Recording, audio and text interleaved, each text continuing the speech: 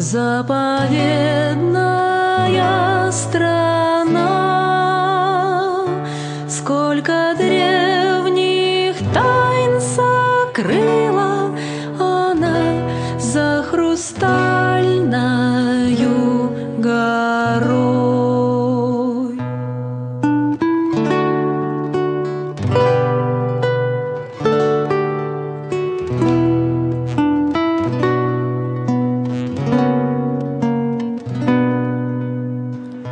Стерегут ее снега, да в обход ведут пути. В ту страну никто не смеет войти, стерегут ее снега.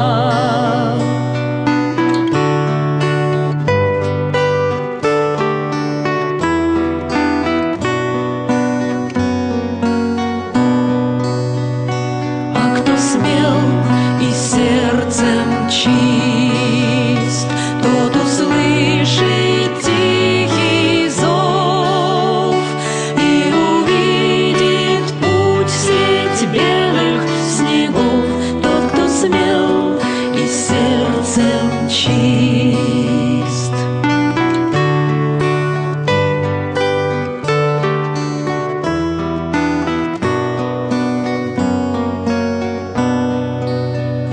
За хрустальною горой заповедная страна, сколько древних тайн сокрыла она за хрустальною горой, сколько древних тайн сокрыла за хрустальною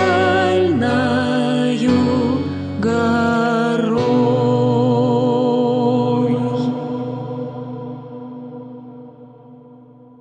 This film celebrates two preeminent 20th century figures, Nicholas Roerich, an outstanding artist and philosopher, and his wife, Helena Roerich, a formidable intellectual in her own right. They both dedicated their lives and efforts to a process we can call cosmic evolution. The couple embarked on an extremely challenging and difficult life mission to facilitate nothing short of a change in mankind's consciousness and to help humanity grow and reach higher intellectual and spiritual levels. Located in central Moscow, not far from the Kremlin and the famous Pushkin Museum, this 17th century mansion is a historical site in its own right. It has a rich and interesting history. Today it's home to the Nicholas Roerich Museum and International Center of Roerichs. A unique collection of art and artifacts, not to mention cultural and educational activities, has made the museum famous far beyond the borders of Russia, both in the east and west. The entrance to the museum is marked by a bronze plaque listing the names of its four founders: Svetoslav Roerich, Ludmila Shaposhnikova, Yuri Vorontsov, Boris Bulochnik. There would have been no museum without the invaluable contributions of these four people. Each of them was of paramount importance to the project's success. Svetoslav Roerich made a priceless donation of the unique works of his parents, Nicholas and Helena Roerich. These comprise the main body of the museum's collection. Ludmila Shaposhnikova tirelessly led the organizational work to success throughout the troubled 1990s and helped officially establish the museum. Yuri Vorontsov, a distinguished Russian diplomat and former ambassador to India, helped move the Roerich heritage from India to Russia. Boris Bulochnik, a banker and one of Russia's very first patrons of the arts, provided all-round financing for the museum. Let's step inside the museum and go up the historic staircase designed by the prominent 18th century Russian architect Matvei Kazakov. The museum consists of a number of halls. The introductory hall,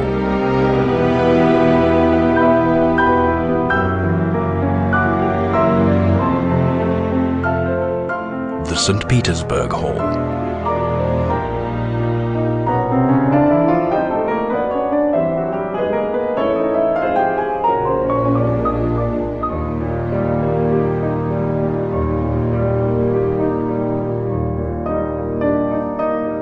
the Russian Hall,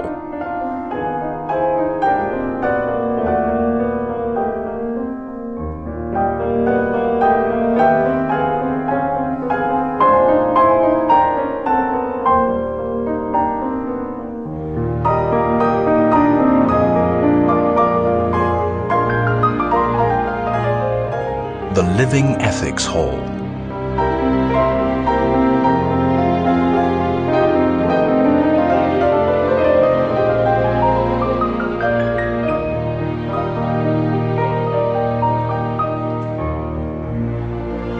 the Masters Hall,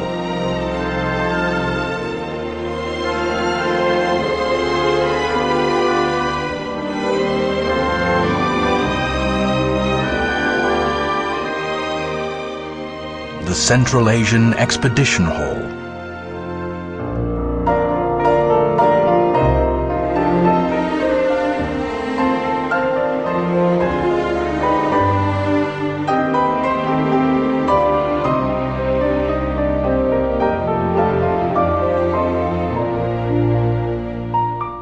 the Hall of Kulu,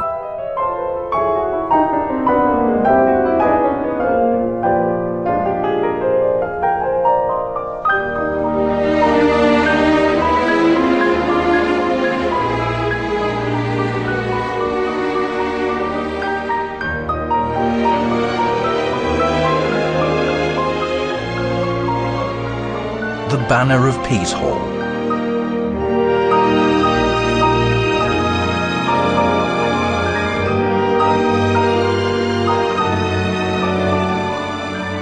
the Hall of Yuri Roerich, the family's eldest son and renowned Orientalist,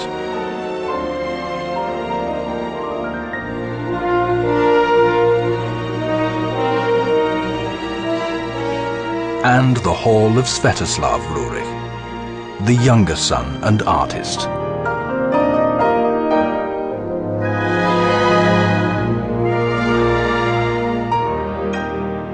The exhibition encompasses every aspect of Nicholas and Helena Roerich's life and heritage. It constitutes a single place that brings together and presents the multifaceted creativity of this great family. Art, philosophy, spiritual quests, scientific research, and wide-ranging philanthropic endeavors.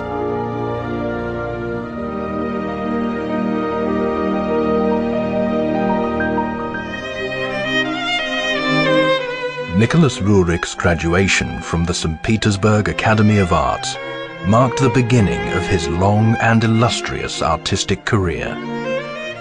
In 1897, Nicholas Roerich created his first piece. He called it The Messenger.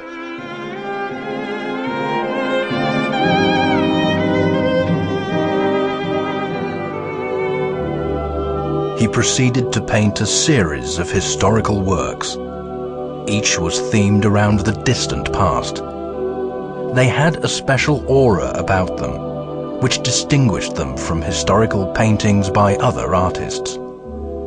They looked so vibrant and vivid, as if their subjects had actually sat for Nicholas Roerich. Actually, it's off the mark to say "as if," because Nicholas Roerich really did see what he captured so vitally on canvas. His paintings were as alive and real as the visions he had.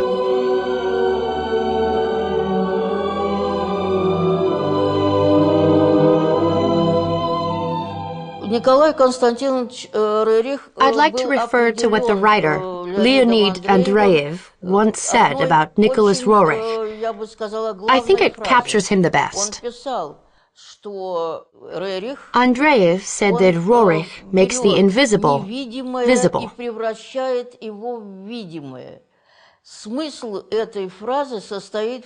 means that Roerich had the ability to get in touch with worlds comprising other states of matter and manifest them as images as materially dense as planet Earth itself. His visions, dreams, and subtle intuition provided him with the information that he channeled and shaped into his art.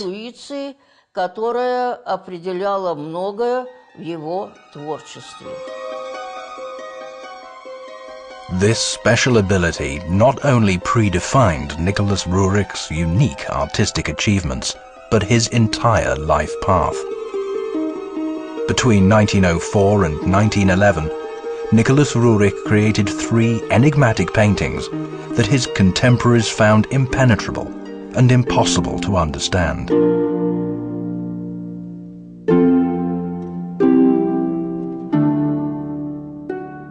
The first of these was The Treasure of the Angels. What confounded the viewers was the painting's unusual style and imagery.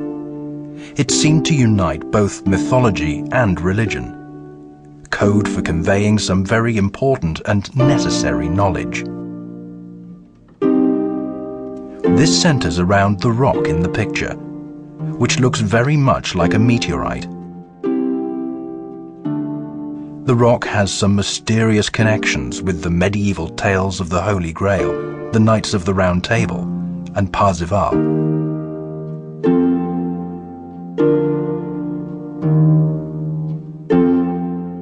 The Treasure of the Angels was followed by The Saintly Visions.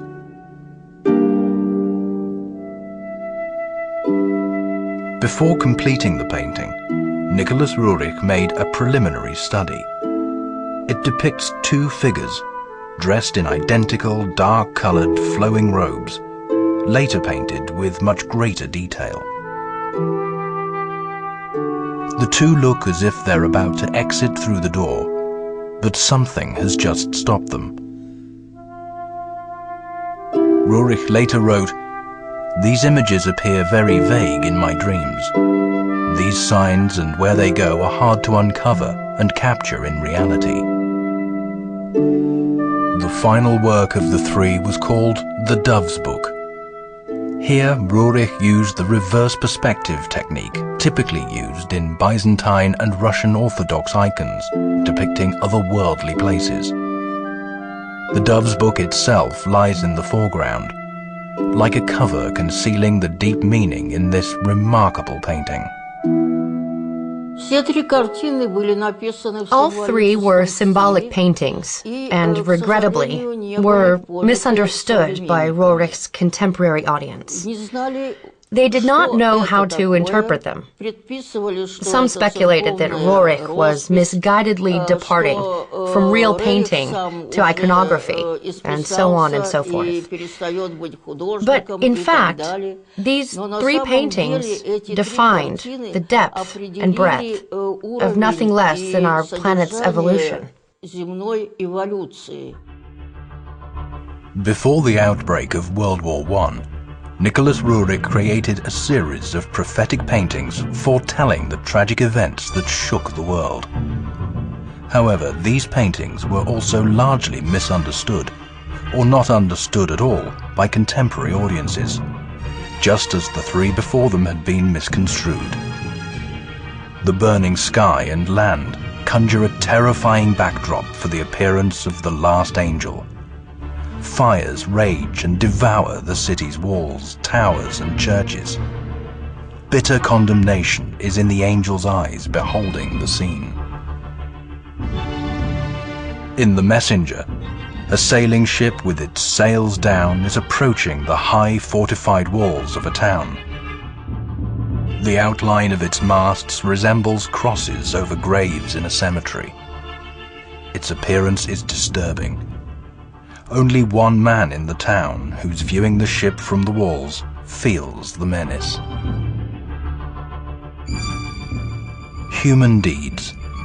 An empty, pitch-black sky hangs low, stifling life's very breath. smoke is rising over a defeated town that's falling away in the dreadful distance. The skyline is broken and surreal. In the foreground, a group of 9 is standing on a hilltop. They are dressed in unusual robes and have a biblical appearance.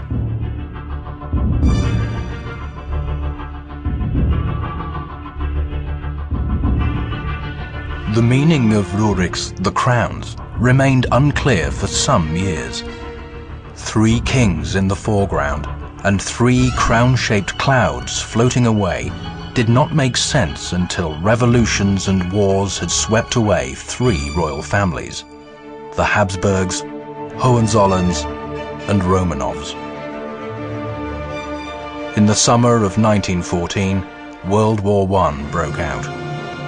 During its course, it claimed millions of lives and dramatically reshaped the world.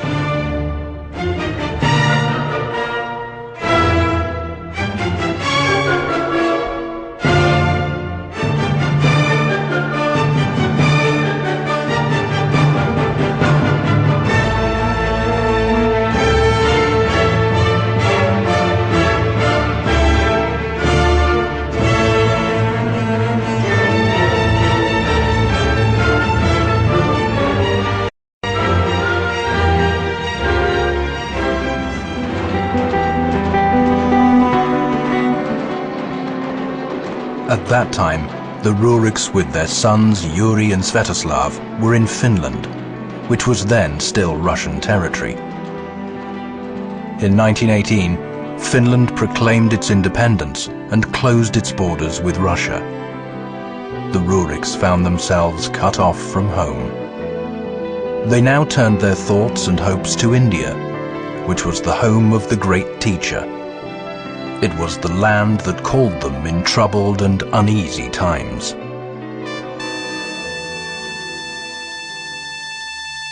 "I kneel before the gurus of India," wrote Roerich later, "for they introduced a true spirit of art and joy, and a serene creative silence into the chaos of our lives.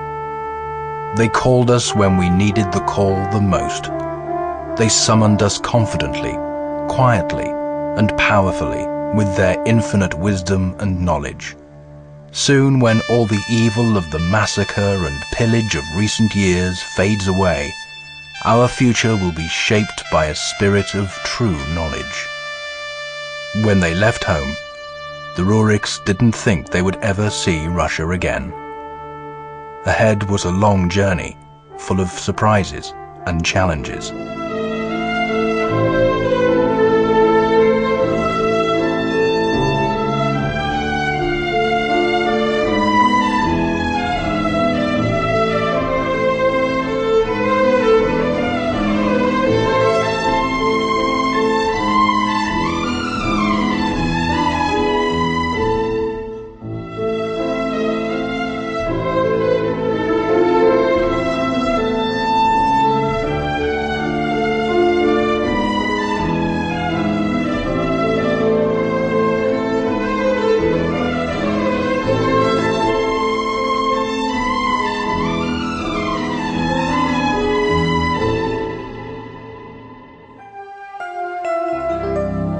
Before Roerich and his family reached India, they visited Britain, the United States, and France.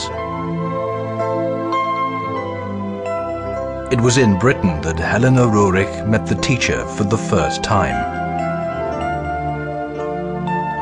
Not long after this, the teacher started telling Helena Roerich about a philosophy of cosmic reality called living ethics. Living ethics was an impulse of cosmic evolution designed to help humanity develop new ways of thinking and evolve to a level of cosmic mentality. It was wisdom that revealed deep connections that exist between the universe and humanity, and the laws that define the course of evolution. At about the same time, a remarkable finding was made in France, whose significance was greater than it had first appeared. A delivery made to a bank in Paris contained a piece of a meteorite that had come to the Earth from the distant Orion constellation. This finding helped reveal the true meaning of Roerich's painting, The Treasure of the Angels. And so, as Nicholas Roerich was making his way to India, the symbols in his pictures miraculously manifested themselves in reality. It became clear that saintly visions had predicted the Roerichs' first meeting with their teacher. The Treasure of the Angels had prophesied the discovery of a meteorite with truly unique energy, and the mythical Dove's Book had anticipated living ethics. Thus, the prophecies of these three paintings were fulfilled, and as such, predetermined the entire future of the Roerich family. In 1923, the Roerichs arrived in India.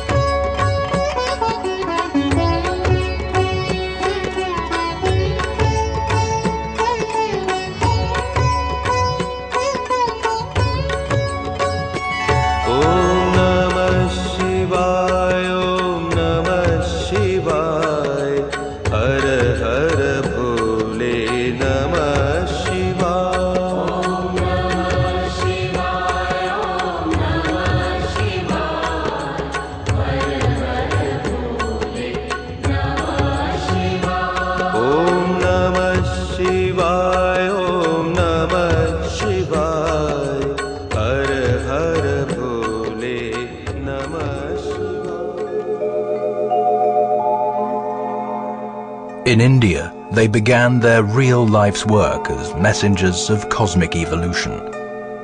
The inspiration and blessing for this undertaking came from the great teacher, who they met near Darjeeling, a town in the Indian state of West Bengal. Here is how Nicholas Roerich recalled their first encounter.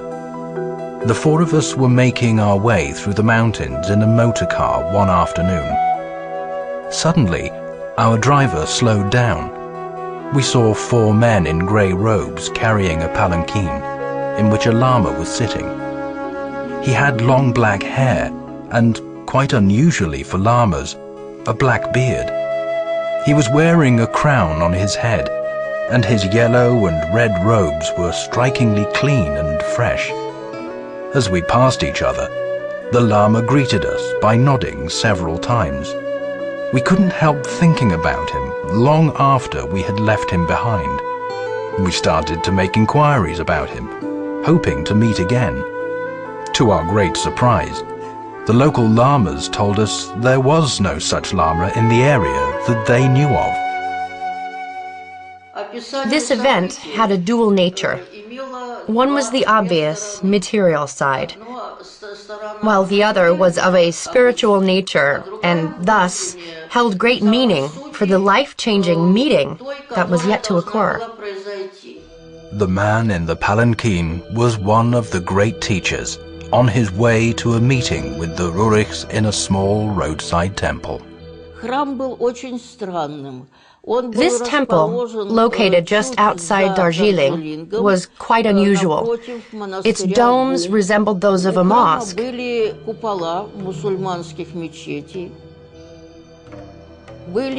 the walls were adorned with images that belonged to many different religions.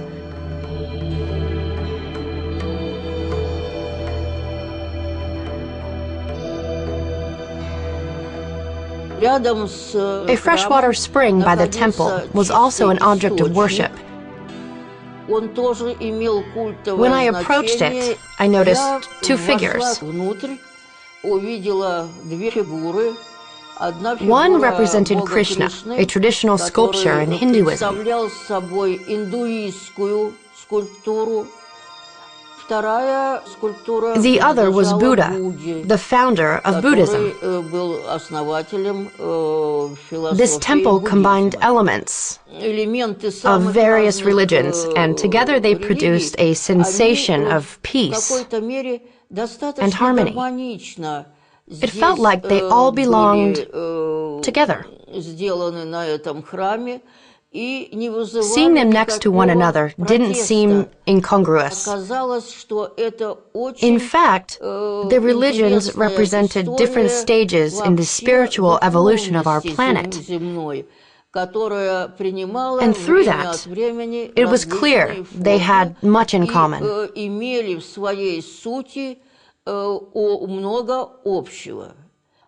What did they talk about when they finally met?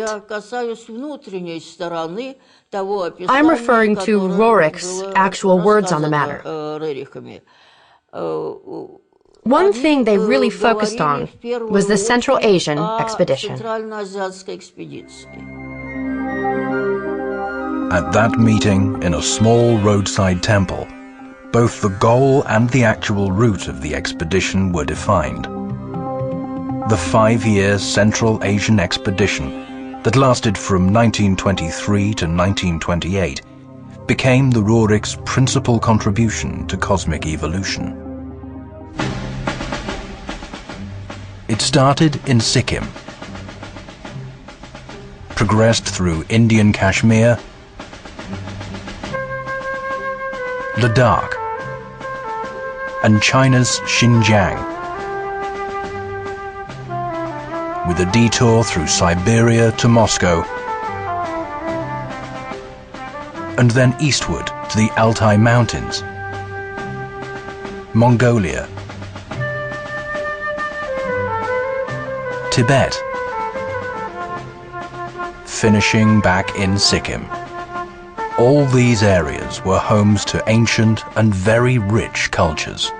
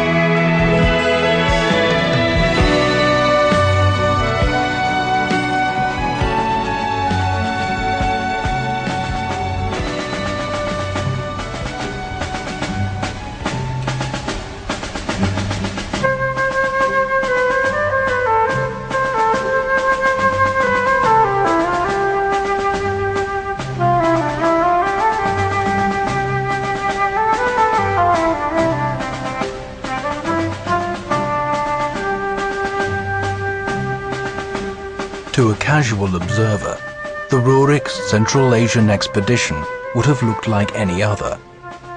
The expedition members collected various samples and artifacts and explored new routes. They came to interesting conclusions over the most likely patterns of the migration of peoples and the significance of nomadic cultures in the history of the East and West. The expedition also encountered predictable difficulties, such as the harsh winter which caused delays on the Changthang Plateau in Tibet. There was also the interest of the British intelligence service that followed the expedition, as well as the suspicions of the Soviet intelligence services to contend with. However, there were also things that made this expedition entirely unique. First and foremost, it produced an unprecedented number of outstanding paintings. This wasn't simply a result of Nicholas Roerich's desire to capture the beautiful sights he observed. There was much more to it, and it was very subtle. It wasn't quite on the surface, a mystery that was yet to reveal itself. While in Sikkim, Roerich painted a series of pieces under the umbrella title of His Land. Each of them featured India's highest peak, an object of devout worship, Kanchenjunga. Here we see two wanderers taking a break. They're sitting on a rock looking at a pearl rosary. This work is called The Pearl of Searching. In Remember, a man on a white horse is seen leaving his home in the mountains. He seems to be telling the woman he's leaving behind, remember.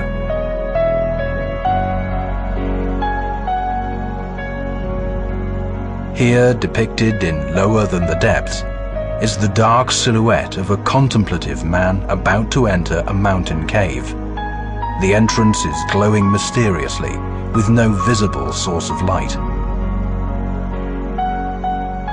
In the fire blossom, a bloom of fire in the nighttime is emerging from the depths of a mountain. A procession of people in long white robes steps out of a cave in the mountains. The leader is carrying a mysterious box that emits a mystical light into the surrounding gloom. This is the burning of darkness. In Chintamani, a saddled, albeit riderless horse is carrying a similar box of emerging flames. A caravan of weary pilgrims continues its journey into the night as Venus appears, the sky's brightest heavenly body which bathes them in a blue light. This painting is the star of the Mother of the World. He who hastens captures a hurrying rider making his way through the mountains on an important errand, possibly carrying a message. The sun is rising, and he's spurring his horse along, desperate to arrive on time. In Higher Than Mountains, a gravity-defying llama floats in the sky above mountain peaks that resemble islands in a sea of clouds. In the Book of Wisdom, a man reads a mysterious text in solitude. His Land depicts a land that was once real and unreal. It was as if an invisible and enlightened power was coordinating everything that the people did in this place, and set them sacred goals they were committed to achieving. After he came into contact with India's teachers, the Mahatmas and great souls, Nicholas Roerich himself and his art were transformed. New and enhanced levels of energy enabled Roerich to produce paintings of rare calm and serenity, even though he was constantly on the move and dealing with the rigors of camp life. The very trail that the expedition followed supplied high levels of energy. The great souls themselves had passed along it. Roerich was receptive to this energy and captured it in his paintings. After His Land, Nicholas Roerich completed another series of paintings under the title Banners of the East. It was dedicated to the great spiritual guides who've been the custodians of our planet's cosmic evolution through different epochs. Among these works were Buddha the Conqueror, Signs of Christ, Muhammad on Mount Hira, Moses the Leader,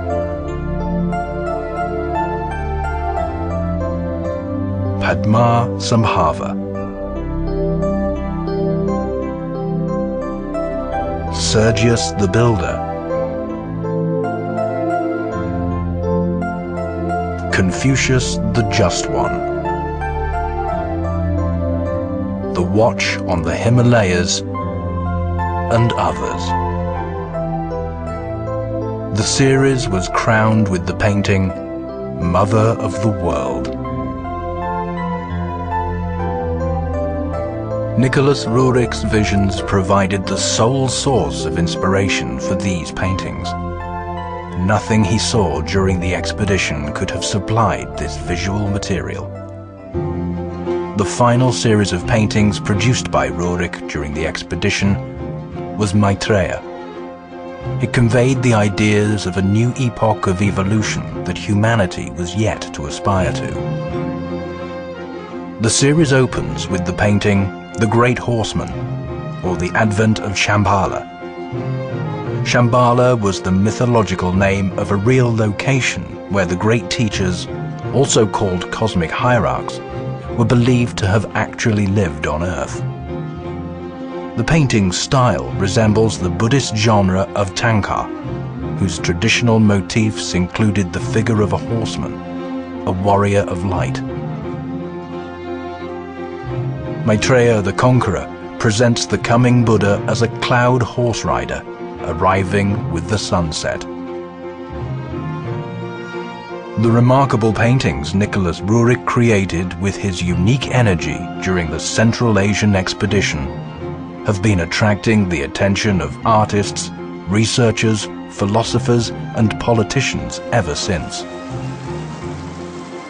We can say that in the 20th century, Roerich's art was viewed by many people as unique and without precedent. Jawaharlal Nehru, the first Prime Minister and one of the greatest leaders of the new independent India, wrote the following about Nicholas Roerich's paintings. When you look at these paintings, so many of them of the Himalayas, you can catch the spirit of these great mountains which have towered over the Indian plains and been our sentinels since time immemorial. They remind us of so much in our history, our thought, our cultural and spiritual heritage. It is not just to do with India's past, but something that is permanent and eternal about India. And we cannot help feeling a great sense of indebtedness to Nicholas Roerich, who has enshrined that spirit in these magnificent canvases. Contemporary literary critic and poet Barnett Conlon defined the essence of Roerich's works as follows. If Phidias was the creator of divine form, and Giotto the painter of the soul, then Roerich may be said to have revealed the spirit of the cosmos. New Age Press wrote this about him. Roerich was a great soul. His consciousness was cosmic in nature, and his spirituality was the main source of his creative power. Biraswar Sen, one of India's leading painters, was very appreciative of Roerich's legacy, and one couldn't agree more with his words. To most of us, Roerich is a legendary figure of romance.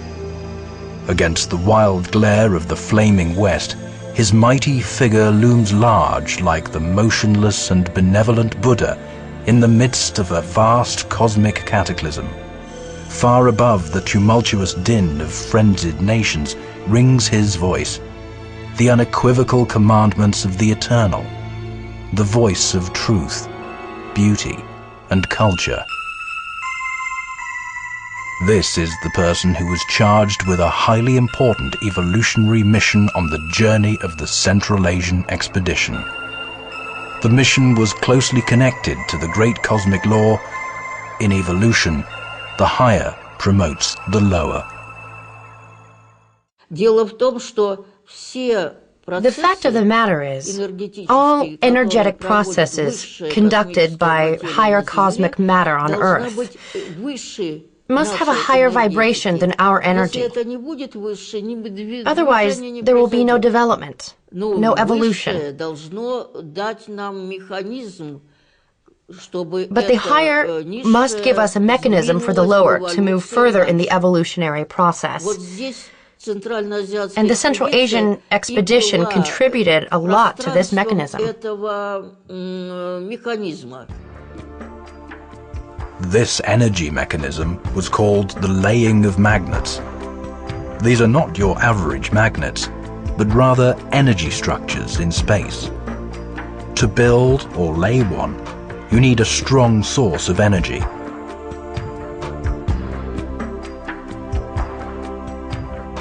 On the Central Asian expedition, the travelers had three sources. The first was a meteorite, which had what we call high vibration or fiery energy. The second source was Helena Roerich, with her regular energy turned into fire. The third source was the paintings Nicholas Roerich created in Central Asia, in spite of all the difficulties along the way. His works reflect the strong vibration that he felt in the air during the entire expedition. According to the philosophy of cosmic reality, such a magnet is capable of translating the idea of space into action. It is this action that spearheads evolution and elevates the planet to a new evolutionary level, changing the consciousness of humanity.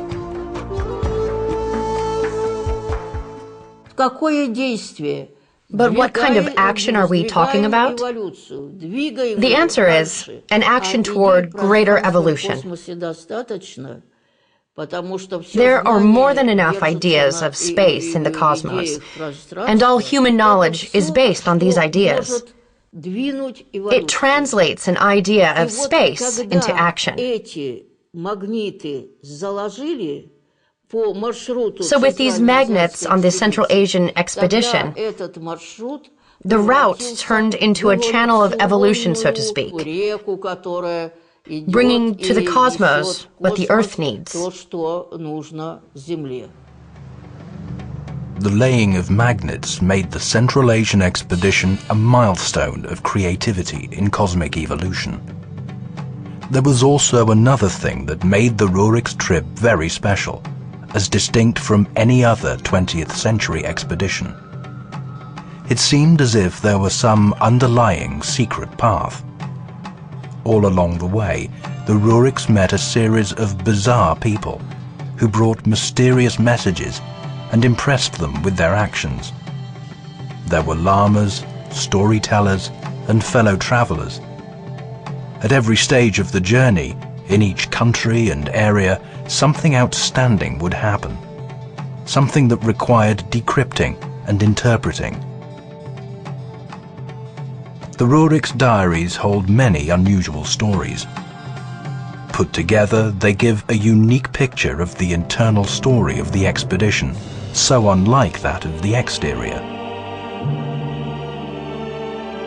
Years passed before it became clear that the secret path was actually the guidance of the teacher, helping those who move along the complicated path of cosmic evolution.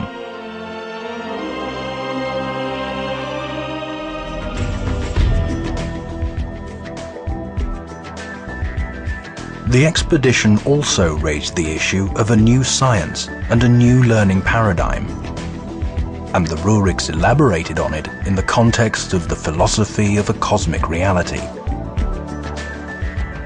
Not only did living ethics contain a new learning paradigm in accordance with cosmic mentality, but it also paved the way for new developments in science itself. The new paradigm sought to synthesize science and meta-science. In other words, experimental and spiritual knowledge obtained as part of cosmic evolution. This helped to tap into a source of ancient wisdom based on both the theoretical findings of the East and the empirical discoveries of the West.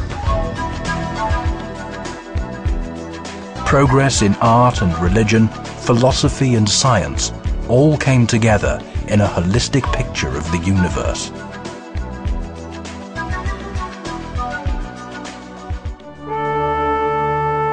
Helena Roerich wrote, "Modern science is moving in quick steps towards all the great truths formulated in Oriental philosophy and religions, and soon, very soon, they will meet and stretch their hands out to greet each other."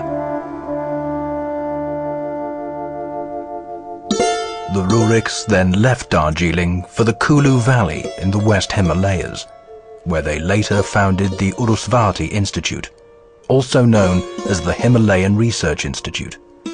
Its name translates as the light of the morning star. For many reasons, Kulu turned out to be the perfect place for an institute of this nature. The Roerichs decided to stay there. This extraordinary and mountainous valley harbored many ancient monuments and a rich history. But of paramount importance was the fact that the teacher himself had indicated this place, and it was the reason they decided to start the institute here. From the very outset, the methodology of a new science was formulated in Urusvati. The institute opened new departments that united different branches of knowledge. The Department of Archaeology included sub-departments for world history, the history of Asian cultures, the history of ancient art, and linguistics. The domain of the Natural Science Department was botany, zoology, meteorology, and astronomy. Among other things, it studied rays from space appearing high up in the mountains. The medical department concerned itself with traditional Tibetan medicine and pharmacopoeia. It also boasted a biochemical laboratory that worked on cancer treatments. All the members of the Roerich family participated in the efforts to launch the institute and make it work. The institute cooperated with a number of prominent scientists, scholars, artists and polymaths worldwide and involved them in its projects. The Roerichs enjoyed the closest cooperation with prominent Indian scientists, scholars and artists, including Sir Chandra Shekhara Venkata Raman, Sir Jagadish Chandra Bose, Rabindranath Tagore, Abanindranath Tagore, Suniti Kumar Chatterjee, and Sarvepalli Radhakrishnan.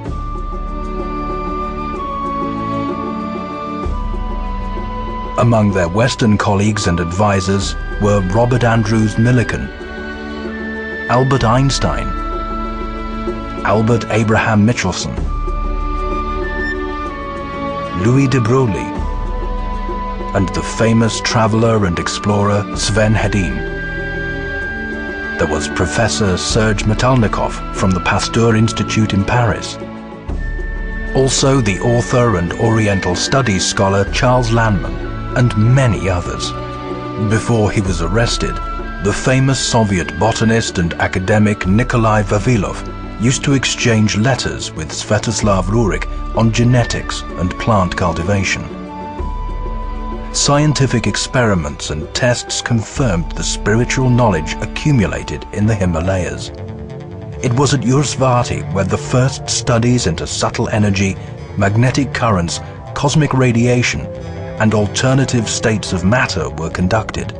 All the research, theory, and experiment in this truly unparalleled center was based on the idea that much of earthly phenomena originates in outer space and other worlds connected on a higher plane of energy. The Institute pioneered the science of the future. The Urusvati Institute must develop into a city of knowledge, noted Helena Roerich. Our aim is to produce a synthesis of scientific achievements in this city. That is why all branches of science must be represented in it. And since knowledge has the whole cosmos as its source, the participants in scientific exploration must come from the whole world, that is to say, all nations. Furthermore, just as the cosmos is indivisible in its functions, the scientists of the whole world must be indivisible in their achievements. In other words, united in the closest collaboration. However, there very soon came a time when not only this city of knowledge, but even further development of the Institute itself became unrealistic. The world economic crisis of 1929 to 1933 interrupted the financial backing of Urusvati, while World War II made it impossible altogether. Ever since, the Institute has been on hold. The next evolutionary move, according to the teacher's plan, was an international agreement called the Roerich Pact. Its aim was to protect cultural and historical monuments during war and peacetime. It was back in 1931 that the Roerichs started working on the draft of the pact, when the Second World War was a dark shadow looming ahead. The cultural heritage of the world, as the spiritual basis for humanity's cosmic evolution, was to be protected from damage. The pact was supported by the US President Franklin Roosevelt and the Latin American states. Both Europe and the USSR refused to sign the agreement, and it was they who suffered the greatest cultural losses and damage during the war. President Roosevelt regarded the Roerich Pact as a treaty of major importance. In presenting this pact for signing by all countries, we are striving for its world acceptance and that it becomes a vital principle for preserving modern civilization. This agreement has far more profound spiritual significance than the text of this document. Roerich proposed a symbol, the banner of peace, which would identify objects to be protected under the terms of the pact. The symbol had 3 smaller circles within a big circle that represented eternity. The 3 circles stood for the past, the present, and the future.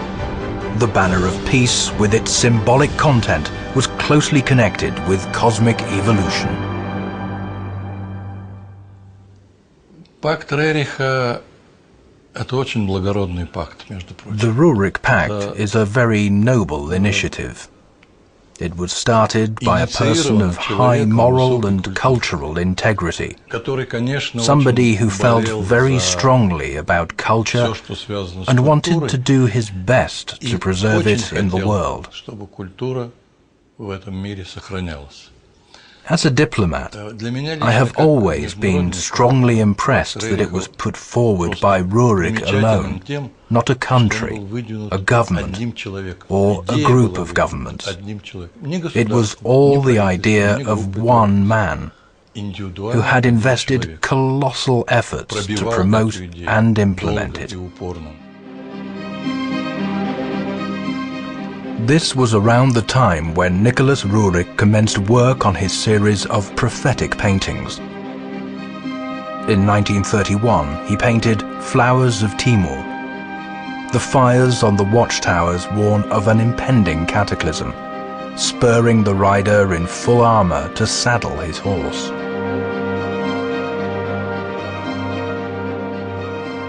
In 1936, Roerich's Armageddon predicted the course of history. An ancient city set ablaze, and its fleeing people foretell what was to happen later in Europe. Burning cities destroyed by bombing, and droves of directionless refugees. An unanticipated follow-up was the hero of a Russian epic tale, Svyatogor. He has a portentous quality, and looks as if he were about to perform some great feat. Svyatogor became a Russian landmark in the Prophetic series. A second Armageddon appeared in 1940. We see smoke over the burning rooftops of homes, and the sky reflects crimson flashes of fire. This Armageddon clearly pointed to a war that was threatening Russia. Messenger from the Himalayas indicates the place the warnings were coming from. Chronologically, it's followed by The Heroes Awaken. In a vast and hidden cave, Russian heroes in helmets and heavy armor wake up to the first rays of sunshine and repel the first attack. A Message to Tehran recounts the legend of someone who carelessly discarded a message of a deadly threat and lost his life.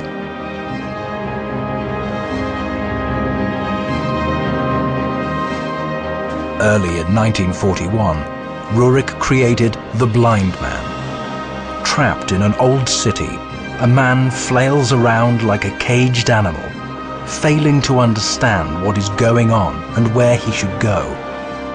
Unwittingly, he draws closer and closer to burning homes where flames are flickering and sparks are popping. And finally, there's the unique and tragic beauty of Gesa Khan to defy your imagination. The sky is so redolent of scarlet that it's hard to tell whether it's a reflection of flames or simply the blood-red sunset. This is a terrifying background against which the small silhouette of a rider is braced for action. He's pulling back his bowstring, about to send his arrow to the people as a message of an inexorable and impending disaster.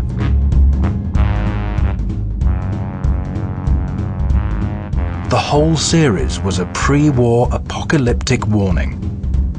However, no one at the time in Russia took the warning seriously, and no one believed the reports from Soviet intelligence, diplomats, or insiders in the Wehrmacht.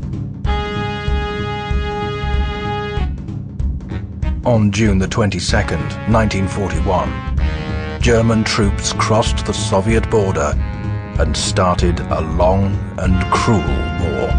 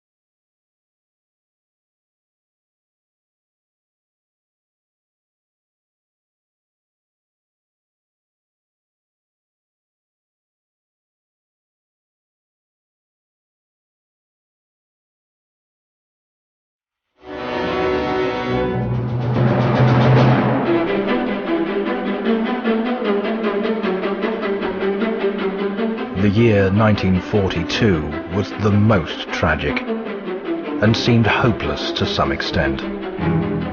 In that fateful year, when the enemy army seized a huge part of the USSR, Nicholas Roerich painted a canvas with an all-encompassing one-word title: Victory.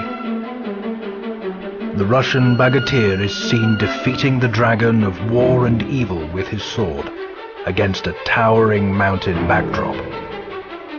These precise and prophetic paintings are a testament not only to Roerich's skills as a painter, but also to many other things that surrounded him and connected him to the process of cosmic evolution.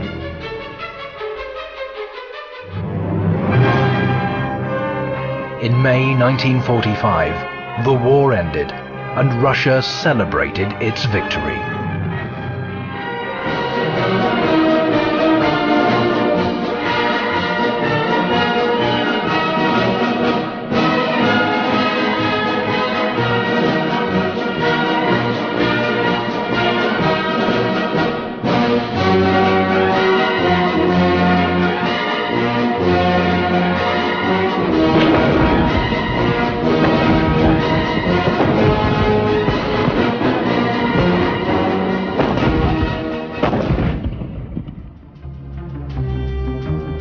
The war was over, but the struggle between the old and the new, between light and darkness, carried on. This struggle is evident throughout mankind's entire history, from ancient to modern times. It is cosmic in nature. the old has always fought against the new, the uneducated against the educated, ignorance against intellect and wisdom, selfishness against responsibility for the planet's future, darkness against light. Throughout the history of mankind, many have died who prophesied the new and fought against the old and obsolete, against all that hindered evolutionary movement. At various times, supporters of new thinking and new mentality have been burned at the stake, beheaded, hanged on pillories, or done away with secretly. In the 20th century, the confrontation between light and darkness reached a climactic tension as a new kind of mentality struggled for existence. What the Roerichs were doing at that time was unclear to many people around the world. Speaking up against the new ideas were not just individuals, but also entire organizations, including the church. Lies, libels, and ignorant speeches from minor scholars complicated the Roerichs' mission, which was so vital for mankind.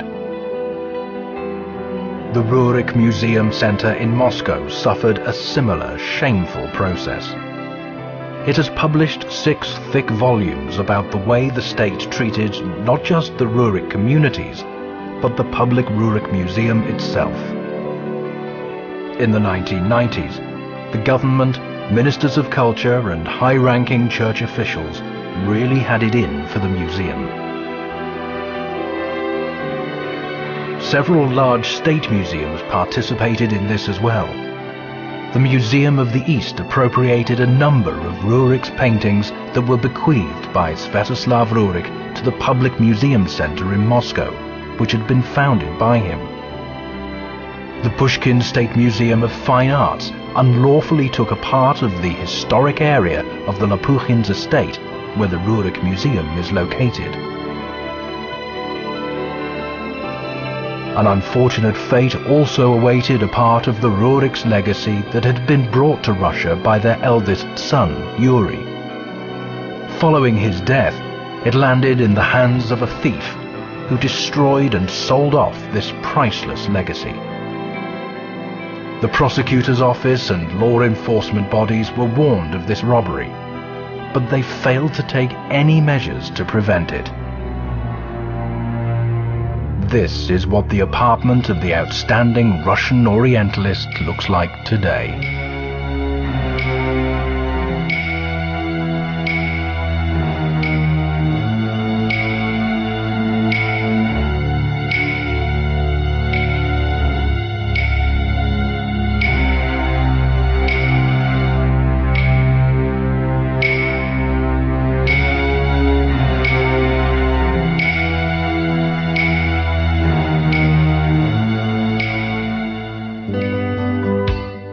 The Nicholas Roerich Public Museum is the only one in Russia which protects the unique legacy of the Roerichs and preserves it with great care. In spite of great difficulties, the academic and art team that has established itself there over the years carries on the priceless cause of the Roerichs, one that is closely tied to cosmic evolution, cosmic mentality, and the new learning paradigm.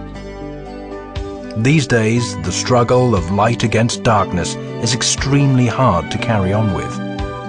But they have understood, in spite of anything, that a new epoch of cosmic mentality will inevitably emerge on the Earth. The Roerich Pact exhibition has appeared all over the world.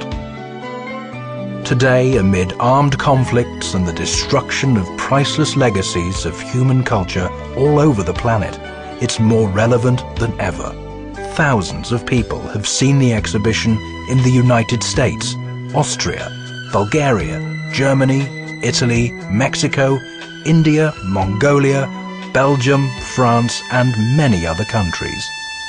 Cosmic evolution is expanding throughout the globe based on the work of the Roerich successors and their teachers' ideas.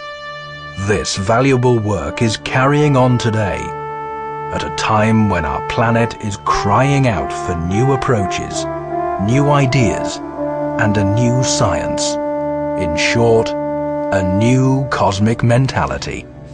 Угрюмый лес стоит вокруг стеной, стоит, задумался и ждет.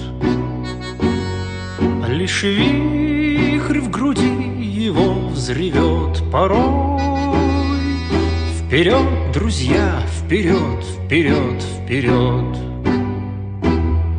Лишь вихрь в груди его взревет порой. Вперед, друзья, вперед, вперед, вперед. В глубоких рудниках металлозвон, из камня золото течет. Там узник молотом о камень бьет. Вперед, друзья, вперед, вперед, вперед. Там узник молотом о камень бьет. Вперед, друзья, вперед, вперед, вперед. Иссякнет кровь его в груди золотой, железо ржавый стол замрет. Но в недрах глубоко земля поет. Вперед, друзья, вперед, вперед, вперед. Там в недрах глубоко земля поет. Вперед, друзья, вперед, вперед, вперед. Кто жизнь в бою неровном не щадит, с отвагой к цели кто идет, узнает кровь его врагу пробьет. Вперед, друзья, вперед, вперед, вперед. Узнает кровь его врагу пробьет. Вперед, друзья, вперед, вперед, вперед.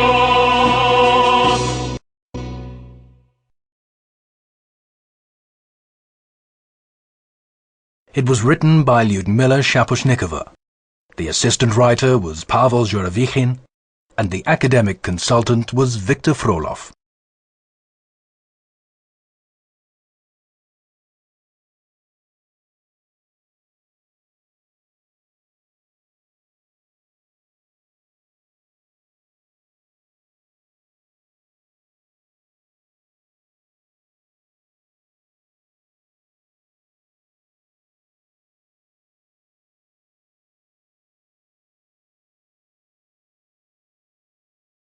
This film was produced by the International Center of the Roerichs.